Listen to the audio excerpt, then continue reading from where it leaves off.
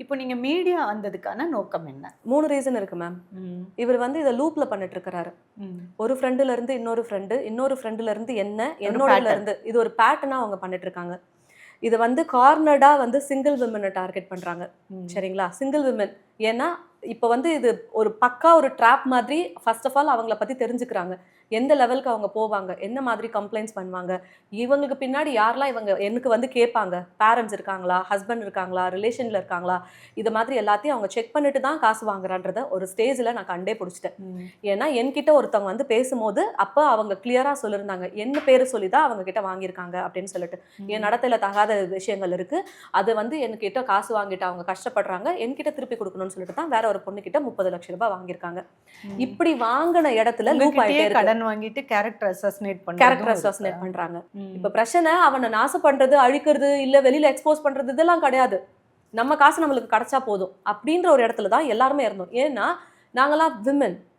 இப்போ நான் இன்னைக்கு உங்ககிட்ட மீடியால வந்து நான் பேசுறேன் அப்படின்னா, நாளைக்கு என் பேர் என்னவா இருக்கும்னா, என்ன இல்லாம ரூ. 35,00,000 குடுத்திருப்பா. இதுதான் பெரிய கொஸ்டின் மார்க்கா இருக்கும். இப்ப இத அவங்களே என்ன கேரக்டர் அசாசினேட் பண்ணும்போது, வை ஐ கேன் நாட் கம்?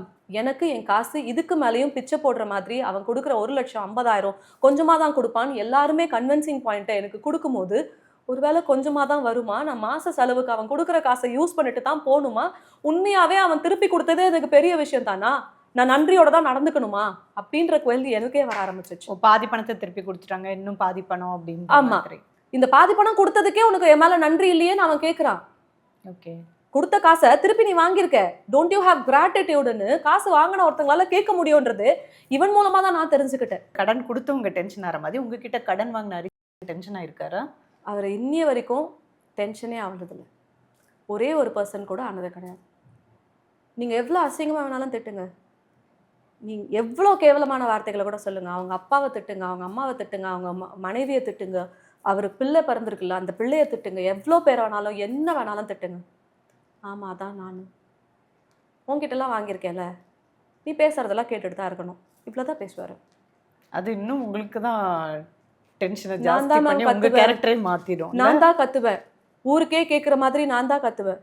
அவரோட அவரோட குரல் வந்து அவருக்கே கூட அதிகமா கேட்காது. நான் தான் கத்துவேன். விவரமான கோளாறா இருக்காரு. நான் தான் அடிச்சுட்டு அழுவேன். நான் தான் மயக்கம் போட்டு விழுவேன். நான் தான் செவுத்துல போய் முட்டிப்பேன். நான் தான் ஒரு ஒரு சைக்காலஜி கவுன்சிலிங் எடுத்துட்டு இருந்த பொண்ணு, சைக்காட்ரிஸ்ட் எனக்கு ட்ரீட்மெண்ட்டே குடுத்தாலும் பைத்தியம் தீராது போன்னு சொல்ற அளவுக்கு பைத்தியக்காரியா நடந்துட்டு இருக்கேன். போய் இடிச்சுக்கிறது, அழறது, ஏதாவது ஒரு இடத்துல ஒண்ணு என்ன முடிச்சுக்கணும். இல்ல எனக்குன்னு ஒண்ண உருவாக்கிக்கணும்.